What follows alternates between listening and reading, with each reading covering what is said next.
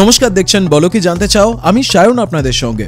Kolkata metro নিয়ে বেশ কয়েকটি বড় খবর রয়েছে, আর তার মধ্যে এমন একটা খবর রয়েছে যা আমরা চাই আপনারা প্রশ্ন হিসেবে তুলে ধরুন প্রত্যেকটি সরকারের কাছে, তা রাজ্য সরকার হোক বা কেন্দ্র সরকার।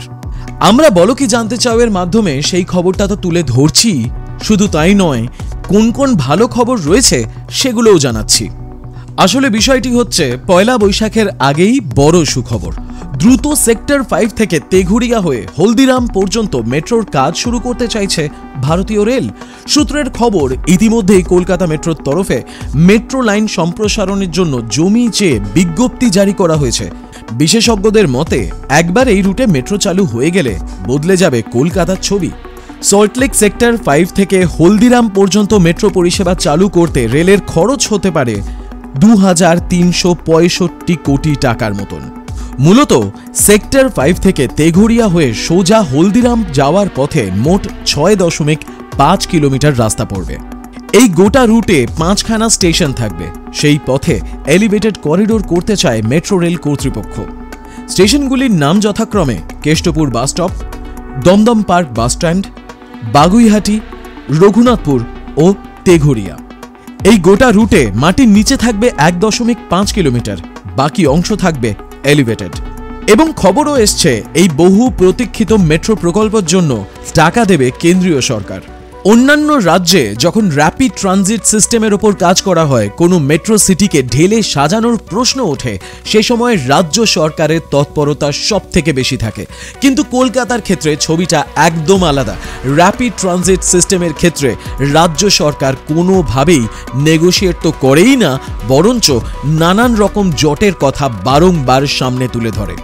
আর যে কোনো শহরের ইকোনমিক গতি বা ইকোনমিক ডেভেলপমেন্টকে আরও এগিয়ে নিয়ে যাওয়ার জন্য এই র্যাপিড ট্রানজিট সিস্টেম সব থেকে বেশি জরুরি।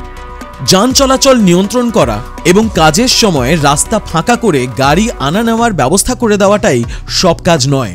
জমি জট থাকলে সেটা মেটানো এবং তড়িঘড়ি এই রুটে যাতে মেট্রো চালু হয় তার ব্যবস্থা করাও কিন্তু সব থেকে বেশি গুরুত্বপূর্ণ।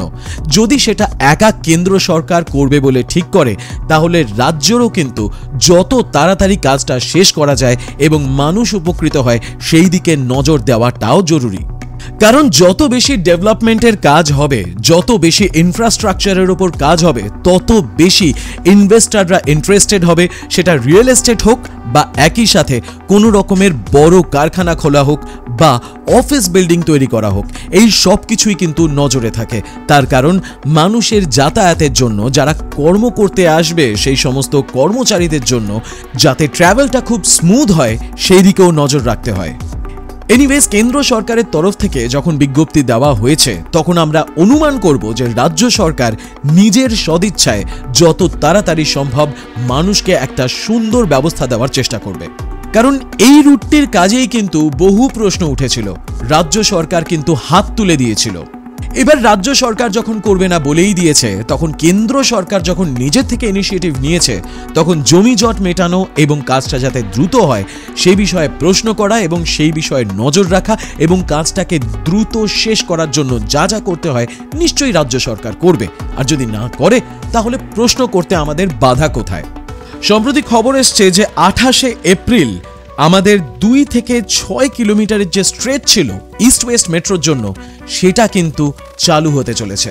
অর্থাৎ সেই লাইনের উদ্বোধন হতে চলেছে, যার দৌলতে হাওড়া ময়দান থেকে সেক্টর 5 পর্যন্ত যেই মেট্রোটি চালু হচ্ছে, আর যাতে সেই সেক্টর 5 থেকে হলদিরাম পর্যন্ত নতুন রুট চালু করা হবে বলে পরিকল্পনা করা হচ্ছে, বিজ্ঞপ্তি দেওয়া হচ্ছে, সেই রুটেরই একটি অংশ যা বহুদিন ধরে আটকে ছিল, সেই 2.6 kilometre stretch Sealdah metro station থেকে এসপ্ল্যানেড মেট্রো স্টেশন, এই স্ট্রেচটা কিন্তু এবার পাকাপাকিভাবে জুড়ে যাচ্ছে। যার ফলে হাওড়া ময়দান থেকে Howrah station, Esplanade metro station, Sealdah metro station, Sealdah station এবং একই সাথে আমাদের রাজ্যের এই মুহূর্তে অর্থনৈতিক প্রাণকেন্দ্র সেক্টর 5ও সম্পূর্ণরূপে জুড়ে যেতে চলেছে। সেই সুদিনের দিকে আমরা সবাই তাকিয়ে থাকব, কারণ একটা ব্যাপক ইনফ্রাস্ট্রাকচারই তৈরি করে ব্যাপক ইনভেস্টমেন্টের সুযোগ। দিল্লি হোক বা মুম্বাই হোক বা ব্যাঙ্গালোর হোক, ইনফ্রাস্ট্রাকচারের কাজ যত বেশি হচ্ছে, যত ইনফ্রাস্ট্রাকচারের দিকে রাজ্য সরকার নজর দিচ্ছে, তত বেশি পরিমাণে সেই জায়গাগুলোতে কিন্তু ইনভেস্টমেন্ট আসছে। কারণ ইনফ্রাস্ট্রাকচারের ওপর যত বেশি কাজ করা হবে, তত বিষয়টা নোটিসে আসবে যে রাজ্য সরকার ইনফ্রাস্ট্রাকচারটাকে আরো ভালো করে সাজাতে চায়, যাতে ইনভেস্টমেন্ট আরো বেশি আসে। তার জন্যই পথ প্রশস্ত করতে চাইছে। এবার সেটা রাজ্য সরকার করুক বা কেন্দ্র সরকার, আমাদের কাজটা হওয়া নিয়ে মতলব। তাই আমরা যা হচ্ছে তার কুর্নিশ জানাচ্ছি, কিন্তু এই কাজটা আরো দ্রুত হওয়া উচিত ছিল, আরো আগে হওয়া উচিত ছিল। খবর এটাও আসছে যে অরেঞ্জ লাইন, যা এই মুহূর্তে গড়িয়া কবির সুভাষ থেকে রুবি পর্যন্ত মেট্রো পরিষেবা দিচ্ছে, সেই পরিষেবা আরও দীর্ঘায়িত হতে চলেছে। এবার সেটা বাড়তে চলেছে বেলেঘাটা পর্যন্ত। এর উদ্বোধনও কিন্তু 24শে এপ্রিলই হওয়ার কথা। আগামী 14ই April commissioner of railway safety এই গোটা বিষয়টা কিন্তু পরিদর্শন করে দেখবেন, একদিকে ইস্ট ওয়েস্ট মেট্রোর জন্য এবং অন্যদিকে এই স্ট্রেচটার জন্য। অপেক্ষা রয়েছে বিমানবন্দর মেট্রো রুটের জন্য। খবর আসছে হয়তো এই বছরেরই কোনো একটি সময় নোয়াপাড়া থেকে বিমানবন্দর পর্যন্তও কিন্তু মেট্রো চালু হতে পারে। ট্রায়াল রান কিন্তু ইতিমধ্যেই চলছে। কমিশনার অফ রেলওয়ে সেফটির অনুমোদন পেলেই এই রুটেও কিন্তু মেট্রো পরিষেবা চালু হবে। তার ফলে কিন্তু খুব তাড়াতাড়ি কলকাতা বিমানবন্দরের সাথে, অন্যদিকে হাওড়া এবং শিয়ালদহ স্টেশনের সাথে পুরোপুরি ইন্টারকানেক্টেড হয়ে যাবে বিভিন্ন রুটের মাধ্যমে। কলকাতার বুকে ভারতবর্ষে প্রথম 1984-তে শুরু হওয়া এই মেট্রো যাত্রা আজও হচ্ছে হবে সিচুয়েশনে।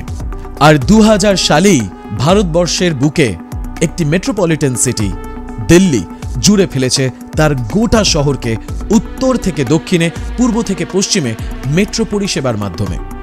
আমাদের বহু পরে, অর্থাৎ কলকাতার বহু পরে পরিকল্পনা হয়েও আজ মুম্বাইতে বেশ কয়েকটি ইম্পর্টেন্ট রুটে মেট্রো পরিষেবা রীতিমতন বহাল রয়েছে।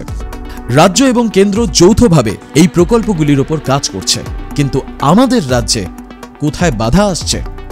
সময় এসে গেছে এবার প্রশ্ন করার। ইনফ্রাস্ট্রাকচারের উপর খাটতে হবে যাতে ইনভেস্টমেন্ট আসে, শুধু কথায় চিড়ে ভেজে না, কাজ করে দেখাতে হয়। ইনফ্রাস্ট্রাকচারের ওপর যেমন ব্রিজ তৈরি হচ্ছে, রাজ্য সরকারের সেই সদিচ্ছাকে আমরা কুর্নিশ জানাই। ট্রাফিক যাতে কমে, তাই বিভিন্ন জায়গায় নতুন নতুন ফ্লাইওভার তৈরি হচ্ছে, স্কাইওয়াক তৈরি হচ্ছে। ঠিক একই রকমভাবে সবথেকে গুরুত্বপূর্ণ এই র্যাপিড ট্রানজিট সিস্টেম, যাতে বহু সংখ্যক মানুষ একসাথে উপকৃত হয়, সেই ব্যাপারেও তো ভাবতে হবে। আজকে প্রশ্ন করলাম, আপনারাও প্রশ্ন করুন। আপনার মতামত কমেন্টে লিখে জানাবেন। ভালো লাগলে লাইক করবেন, বন্ধু বান্ধবদের সঙ্গে শেয়ার করবেন। আমাদের চ্যানেলে নতুন হয়ে থাকলে সাবস্ক্রাইব বাটনটি প্রেস করতে এবং অল বাটনটি প্রেস করতে ভুলবেন না। আবার দেখা হবে পরের এপিসোডে। বলো, কি জানতে চাও?